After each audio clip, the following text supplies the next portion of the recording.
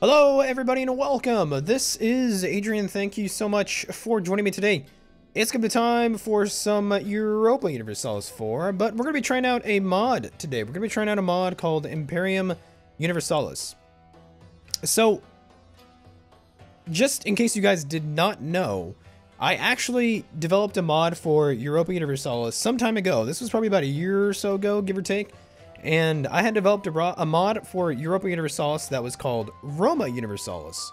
And Roma Universalis focused on basically the Antiquity period and the Hellenistic era, which is like Alexander the Great, ancient Rome, ancient Carthage, all of that. And eventually I stopped development on it, and sort of kind of in the same time period, the same time frame, this mod came out, Imperium Universalis. I never actually have given this a try. I've never given this a try until now. We're gonna give it a try. Imperium Universalis. From what I can see, from the details that I've been able to gather together, it is a very well made mod. Very well done. So I'm excited to try this out. I know quite a bit about ancient history, so if you guys are here for a history lecture, you're gonna get one. So let's have some fun. So let's go ahead and jump into the single player. And basically, this mod goes from 559 BC to, well, this is the earliest, quote, earliest start date is 559 BC. Cyrus the Great was the guy who founded the Achaemenid Empire, which was the largest empire the world had ever seen up until this point in time. 559 BC. However, I don't think we're going to be playing in this early start date. I want to go to a time period that I know a little better, which would be 359 BC and the rise of Macedon. Here it's Macedon, but in Greek you pronounce it Macedonia. So this is the world 395 Ab Orbe Condita. Ab Orbe Condita, also known as AUC, is the timeline. That's what they use. That means in Latin after the founding of the city. So Rome was founded in 753 BC, which would be 0 Ab Orbe Condita, or 0 AUC. So in this game they use Ab Orbe Condita as their years. Instead of Year of Our Lord, it's Ab Orbe Condita after the founding of the city Rome. And then they leave, they leave a couple bookmarks here for people so we know what time period it is, BC or AD. So 359 BC is this start date, the rise of Macedon. It's the 1st of January 395 AUC, Ab Orbe Condita. My boy, you must find a kingdom big enough for your ambitions. Macedon is too small for you. Philip II of Macedon. The aftermath of the Peloponnesian War left to Spartan dominance over Greece. The aftermath of the Peloponnesian War left Spartan dominance over Greece. That's weird. It would go into war against Corinth to try and prove this point, but would only lead to Persia retaking back Ionia. With the Thebans revolting and getting independence, would Sparta start to fall as the dominant force in Greece. In the north, Macedon lost Perdiccas III and 4,000 troops to the Dardanian tribe in Illyria, leading to Philip II's rise as king of Macedon.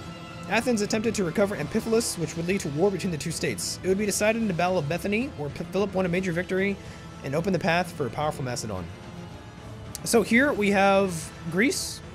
We are Macedon, obviously. I think we're going to play as Macedon. We have Turin, Philip II Argead. He's a 556.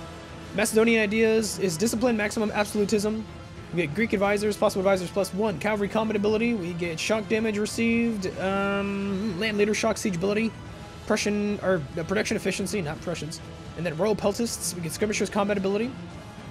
So Macedon in this time period, which is 359 BC, was rising as a power. They were battling Illyrian tribes, they were battling Greek states, and would eventually come to dominate all of Greece. So that's what we're gonna do. We're gonna play as Macedon and see what we can do as Philip II, and possibly in 336 BC, possibly see what we can do as Alexander the Great. I don't know. I don't know what happens. Alexander the Great, the start date is here, 336 BC. But we're gonna play as his father first, and I wanna see what we can do. So let's go ahead and jump on in as Macedon. We have the technology group Greek, which makes sense. We follow the Olympioi religion, the Greek Hellenistic religion. We are surrounded by, let's see, we got Odrysians down here, the Thracians. This is the region of Thracia, all of this here. This here is, God, what do they call it? Thracians, the Odrysia is here, Tripoli over here. The Illyrians are over here. This is all of Greece. This is what was known as Greece. Obviously, the Romans are over here, but in 336 or in 359 BC, Rome was only just beginning to be a power. They didn't really get too big until probably after the Samnite Wars, but we're not going to worry about that area for now. We're going to be worrying about Macedon. So hopefully we can expand as Macedon, push into Thrace, push into Illyria. Hopefully, we'll see what it goes. We want to take out all of Greece, hopefully, either through conquest or through allies or something. And let's see what we can do. Let's go and find the options. We're going to play on normal difficulty, historical, lucky nations. I don't think much of this matters anymore. Okay. But as you can also see, this map is enormous. They did a custom map for this game. And obviously, this is the Achaemenid Empire. They ruled from Anatolia to Egypt all the way over here into basically the Central Asian steppes. India is also here. You have a couple of old empires that will fall and a couple new ones that will rise. And then you've got India. Or not India. That's India. This is China. The Warring States period. Obviously. So hopefully we can see what we can do against the Achaemenids. We'll see what we can do. Okay, let's go and jump on into the game as Macedon.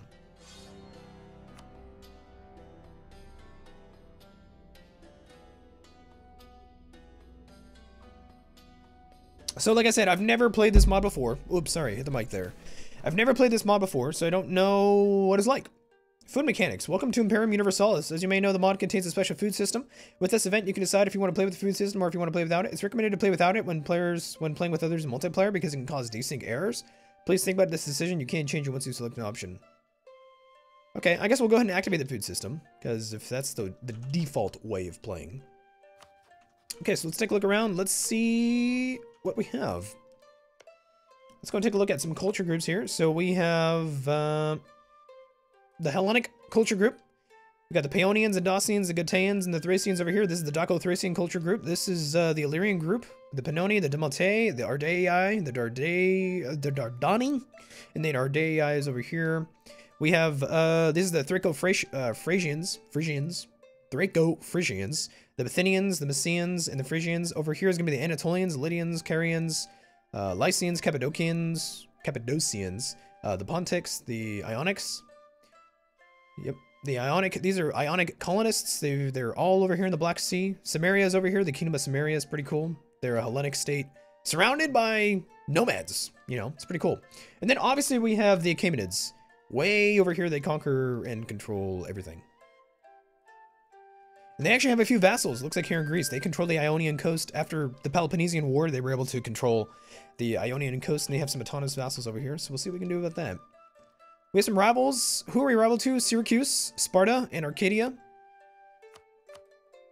We'll rival back Sparta. We'll rival back Arcadia. And I was thinking Athens might be somebody good to ally or to rival, but you know. Syracuse is way over here in Italy. I'm actually not going to worry about Syracuse. He's a little too far away to be kind of important to me, so we won't worry about him.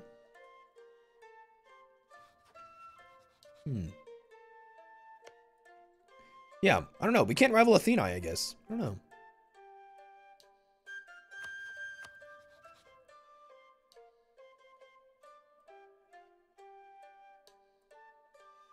I guess not. Maybe he's either too strong for us or we're too strong for him. Macedonia would be cool to conquer. Chalkidiki would be cool. Chalkidiki is actually allied with Athena. Interesting. Why don't we go ahead and rival...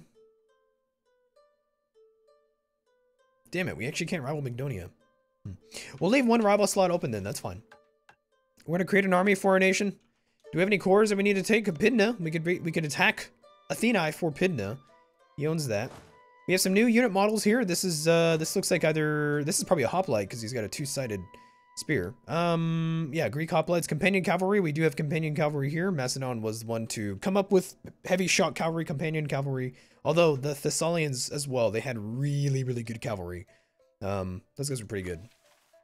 Macedon under Philip II was also the one to develop the Sarissa and the phalanx, the pikeman phalanx that was so esteemed under Alexander the Great. Philip II was the one to come up with that. Okay, so we have three units. We have 3 unit categories: infantry, cavalry, and skirmishers. So we have Greek slingers, or we can go for Macedon archers. I'm actually going to go and pick the archers. We have companion cavalry, and then we have Greek hoplites as our unit right now. But sooner or later, we're going to get probably the phalanx. Yeah, Macedonian phalanx and the advanced Macedonian phalanx. So that's cool. Let's see, what's our force limit right now? We could grab, wow, we could have 12,000 men in the field. We don't have the manpower for it, but we could get those guys. Let's see, so we have 1 unit of companion cavalry. We're gonna want 2. We're gonna want some Macedonian archers. We're gonna want also some more hoplites. So let's grab as many infantry as we can. The hoplites, we're gonna need a lot of manpower. Manpower doesn't come back very quickly, obviously, but you know, we'll do what we can. Okay, so food production. Every summer, provinces with special trade goods produce food supplies. And food will be consumed every season, 3 months. Cool. Okay, sounds good. Anything else we need to know? So we have Alexander Argead. I believe this is Alexander. Excuse me, I believe this is Alexander the Great. He's a 666 ruler. And then Tyrant Philip II Argead is the 556. He's an inspiring leader, so we get morale of armies. Pretty cool. All right, sounds good. Our government is a petty kingdom. We are a despotic monarchy. We get discipline, diplomatic relations, maximum absolutism. I think Athens is probably a democracy. Yeah, Democratia. And then Chalkidiki is a polis. Most of the Greek states are going to be poli. So, we have Mediterranean merchant ships and some lumbos. Cool. We're going to want some triaries. Mediterranean merchant ships, lumbos, and transport triaries. So these are triremes. Triremes. Do we want to attack anybody right now? I don't know. Holy shit, look at this. Look at our king, Philip II. He's a, Jesus Christ, he's got like 10 shock pips and 10 fire pips. And then we have Parmenion. Parmenion was the most senior of Alexander the Great's generals because Parmenion served under the command of Philip II. Parmenion was actually eventually known as kind of a political rival, and so Alexander the Great did not like him very much, but he was by far the most senior of Philip II and Alexander the Great's generals. So we're going to have Parmenion lead our armies. Let's go on speed 4 for a while. What can we do diplomatically? I would love some allies. The Kingdom of Odrysia would probably not want to be an ally of mine for now. Athens is not friendly to me at all. I would not mind allying with Molossia. In fact, we will do that. Historically, Macedon and Epirus were allies for a time. In fact, Alexander the Great's mother was a Molossian. She was from Epirus. The rise of Macedon. In 360 BC, the Macedonian army under Perdiccas III had been defeated in battle by the Dardanian tribe of Illyria. Perdiccas and 4,000 troops had been killed. The Illyrians began to prepare to invade Macedon. Meanwhile, the Paeonians were ravaging Macedonian territory. The Thracians were preparing to invade in support of the pretender Pausanias, as were the Athenians in support of a different pretender Argeus. In short, Macedon was in another of its periodic crises. The nominal heir of Perdiccas, his son Amytis IV, was only an infant. Philip, the sole surviving son of Amytis III, was an obvious candidate to rule Macedon and was acclaimed by the army, probably as king. Philip became king by 359 BC and began energetically attempting to save Macedon from destruction. First of all, he needed to defeat Argeus, supported by Athenian forces. Royal marriage with Molossia. I will actually agree to a royal marriage with Molossia. We have the decision to introduce royal pages. The royal pages were adolescent boys and young men conscripted from aristocratic households and serving the kings of Macedonia, perhaps from the reign of Philip II onward. Discipline, yearly army tradition, yeah. So we have to attack this force. We're going to go ahead and actually put Philip II in charge. We're going to go over here to this province of Aegea. This is in Larissa. So Larissa is the area, Macedonia is the kingdom area, or the region, and Aegea is the actual province name. They right now have invaded Pythium. Okay. Early army reforms. Philip's first achievement was to unify Macedon through his army. He raised troops and made his army the single fountain of wealth, honor, and power in the land. The unruly chieftains of Macedonia had become the officers and elite cavalrymen of the army. The highland peasants became the foot soldiers. Philip took pains to keep them always under arms and either fighting or drilling. Maneuvers and drills were made into competitive events, and the truculent Macedonians vied with each other to excel. As a political counterbalance to the native-born Macedonian nobility, Philip invited military families from throughout Greece to settle on lands he had conquered or confiscated from his enemies. These personal clients also served as army officers or in the companion cavalry. Strong armies will bring glory to Macedon. Holy shit, we just inherited a shit ton of land. Woo! Cool. Sorry, headphone users. I apologize for that. Reclaim Pydna. I would like to do that. Not now. Okay, so we actually don't even need to train up these troops. We'll get rid of those guys. Okay, so let's prepare for this.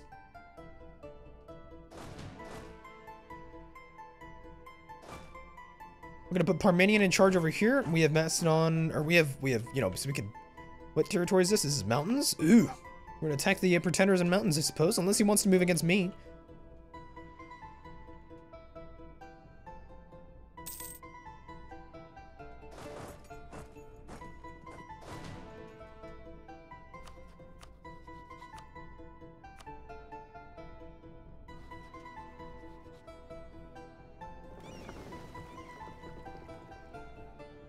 This is 2,000 infantry, 2,000 cavalry, and 2,000 skirmishers. This is a 5-5-1 general. Holy shit.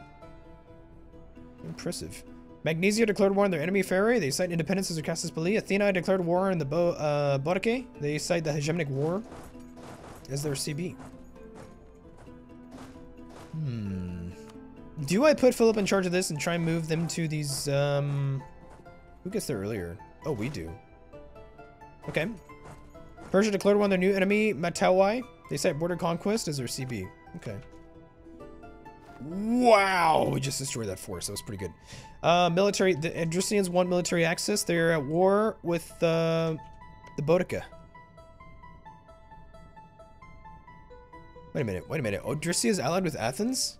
Oh, shit. Yeah, they are. Fuck. That's bad. Because the Kingdom of Odrysia is actually pretty strong. That's very bad for us. Okay. Good to know. Okay, so we now have a border with the Molossians. We're gonna want to attack the Athens when we can, but we're gonna want to strike at some of these smaller Dardanian tribes before anything else. We can have the invasion CB. We claim their throne and their whole territory, or we get border conquest. We could take just border provinces. So okay, so conquest is conquest is a problem here. Hey, Kareem has just subscribed on Twitch. Thank you so much. I really appreciate it. Awesome. Thanks, man. Thanks for subscribing. Yeah, I'm actually doing really good, man. Thank you. I hope you're doing good, too. I appreciate the sub. So, conquest is kind of a difficult thing in the Greek world because Greeks were they were hostile towards the expansion of any one military power above all else. The balance of power, that was important to them. The Peloponnesian War happened because Sparta and Athens had an unequal balance of power. Eventually, Sparta would actually come out on top, but not either one of them were happy with the result. So Macedon at this time period changed everything. Macedon very quickly began to expand, and a lot of Greeks were kind of realizing, holy shit, we cannot stop them. We cannot stop Macedon. They're too strong. So conquest is something that we're going to want to be careful of because I think aggressive expansion may very, very quickly become a problem. We're going to go and put Parmenion in charge primarily because I don't want Philip of Macedon to die. If Parmenion dies, then we'll move in Philip. But we're going to attack, let's attack these guys here. And we're going to want to secure our border definitely to the east. We're probably going to want to take Amphipolis. He's a republic.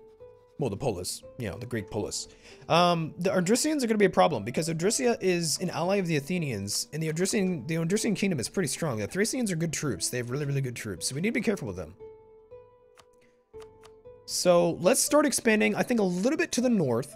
And let's start expanding a little bit to the south. Let's see what we can do against this guy. Let's go and grab our troops, and we're going to move on in here.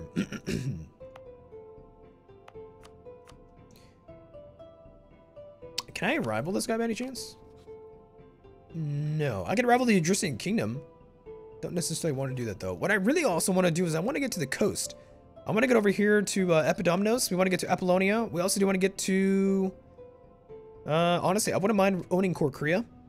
Rhodos would also be pretty cool. We need to own definitely most of the Mediterranean islands. Rhodos, we need to own Crete, which is in this time period called Knossos. Well, actually, I think in Greek it's still called Knossos. Ooh, they actually escaped. Oh, never mind. No, they did not. Okay, so how many troops do we need for this siege? 2. So we'll leave behind 3,000 hoplites. We can form an alliance with Amphipolis. He would actually be willing to be a tributary of mine. And I'm actually okay with that. Yeah, let's do that. Let's do that. That actually sounds really good. If I can get some tributaries, that's pretty cool. We're gonna want to be careful about most of the Greek states. We want to be careful about the Greek states. We want probably to not necessarily so much, you know, conquer the Greek states, we might be able to just make them vassals and tributaries and things like that. But definitely most of the Dardanians, the Thracians, the Paeonians up here, the Dalmatae over here, the Illyrians, we're going to want to conquer all of them because that will give us the resources we need to start conquering Greece proper. And eventually, probably, we'll be battling the Achaemenids. So let's go and take over these guys. We will have an alliance with these guys over here. Amphiphilus, the Polis. They have an Archon Salon. He's at 324. Okay. And he's actually a militarist, so making him a tributary would be pretty cool. Athletes for the Olympic Games. In a few days, the Olympic Games will be hosted. We will send some to Olympia. We will send our best athletes. Sure. Heraclea declared war on Metaponian. Okay. Oh my god. Jesus Christ. Athens has an army of 23,000. That is enormous. That's pretty scary. So, who has a Macedonian culture? Let's take a look at that. We want to conquer everybody with a Macedonian culture. Pydna and Macedonia have the Macedonian culture. So we're gonna want to kill those people. We're gonna want to absolutely kill those guys. Ellis, the Olympic Games of 396. Cool. Manpower is gonna be hard to come by, so we really should avoid taking too many casualties. We want to be careful about that. A herald from Persia. Lack of control. Our government has not enough administrators and governors to rule in every corner of Persia. Ooh, they lost some stability there. Interesting.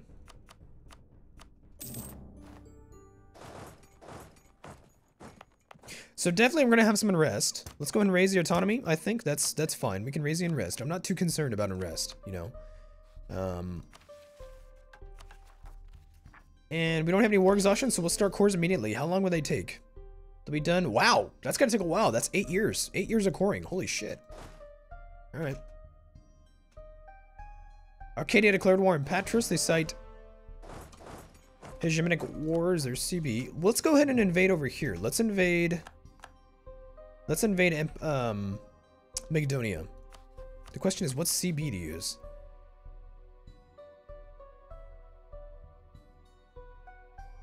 Okay, so hegemony costs 110 aggressive expansion, 50 prestige, and 90% cost for enforced tributary state. You cannot take over countries, though. So that means that we have to use invasion.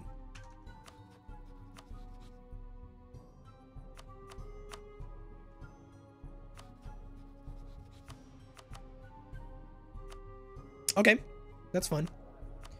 This guy's a tributary. Damn, he's paying us 7 decades each month. I actually might prefer the manpower. I might prefer the manpower. Manpower is good. Obviously, we don't need it right now, but you never know. Who's this?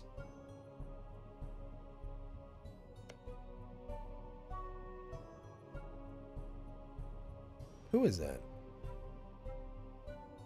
Dude, Athens has ridiculous numbers of allies. Holy shit. It's pretty scary. How's Molossia doing? What's up with him? Thesprotia.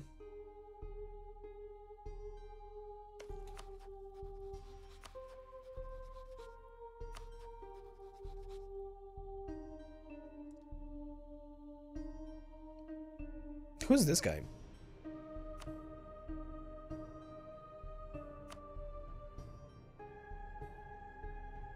This guy's actually fairly large. Looks like he's at war, though. He's fairly large. What does he control? He controls a couple islands out here. Is he rival to Athens? No, he's rival to the Arcadians, Hestiodotus, or Hestiotus, and Messenia, the Messenians. Acanaria? I'll go ahead and decline that for now. Perhaps later, though. Okay, Parmenion, time to launch another invasion. Let's go after these guys. I'm wondering if, are we the only guys with the invasion, CB? That's curious. I don't know. The Macedon Phalanx. The phalanx of the ancient Macedonian kingdom and the later Hellenistic successor states was the development of the hoplite phalanx. The phalangites were armored with much longer spears and less heavily armored. Since the sarissa was wielded two-handed, phalangites carried much smaller shields that were strapped to their arms. Therefore, though Macedonian phalanx would have formed up in a similar manner to the hoplite phalanx, it possessed very different tactical properties. With the extra spear length, up to 5 rows of phalangites could project their weapon beyond the front rank, keeping the enemy troops at a greater distance. The Macedonian phalanx was much less able to form a shield wall, but the lengthened spears would have compensated for this. Such a phalanx formation also reduces the likelihood that battles would degenerate into a pushing match. Infantry combat ability plus 5%. So the Macedonian phalanx would have deployed in a line. You would have had heavy infantry that were called Hysaspists. They usually had sword and shield. They were very, very good, well-disciplined troops. They would have been on the flanks. So phalanx on the flanks would have been Hysaspists, and then on the way far flanks would have been Macedonian companion cavalry.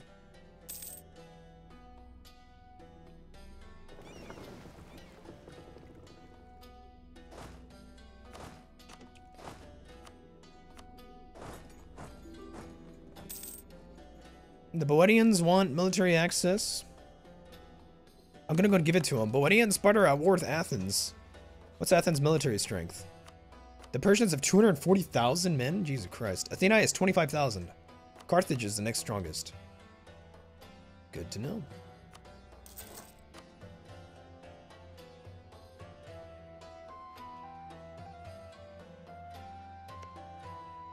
Chalkidiki no longer has any allies. Invading him might be a good idea. We do need to watch out for aggressive expansion, and we have to watch out for overextension, because it looks like coring takes ages. As far as from what I can see, it looks like it takes ages.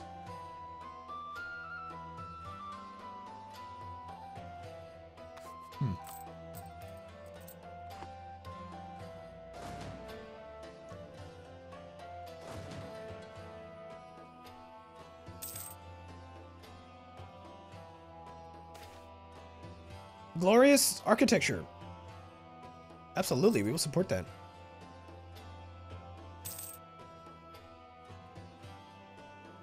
Who's this guy? Epicuria? Inkalea? This is, these guys are Illyrian? Yep. Okay. We have Illyrian tribes up here. Doberis, these guys are Tribal Kingdom here. These guys are Heros Krosmos. Interesting.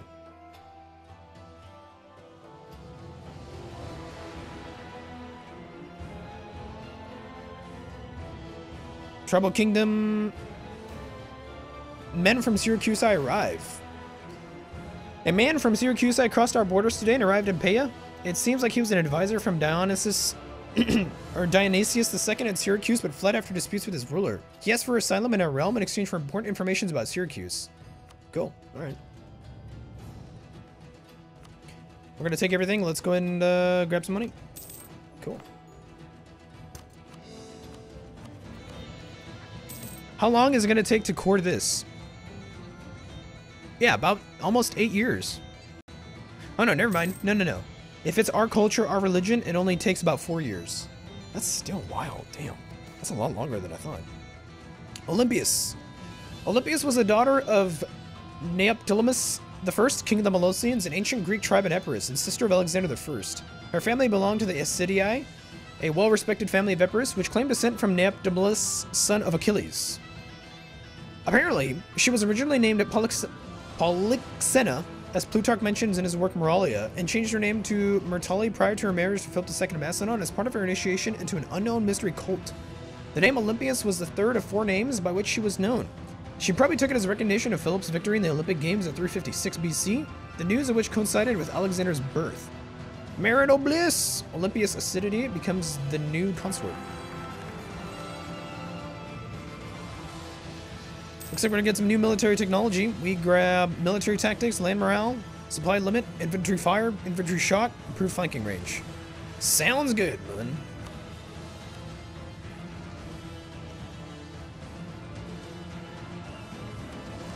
Okay, so we've got plenty of troops. Oh, whoopsies. Athens.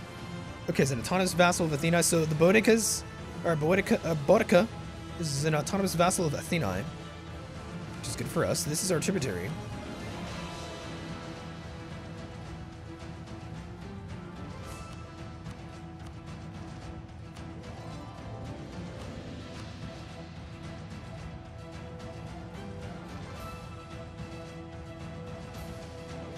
Okay. Alright, so let's take a look here. So what I want to do is I want to continue striking at the Illyrian tribes in the north, but I wouldn't mind taking a look at some of these Greek guys as well. I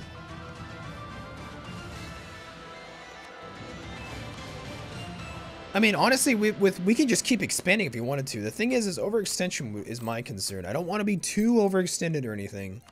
But I think for now, we can handle most of the expansion. We're going to want to push over here. The Molossians are here. They're going to be hopefully good friends. Can you get personal unions and stuff? You should be able to.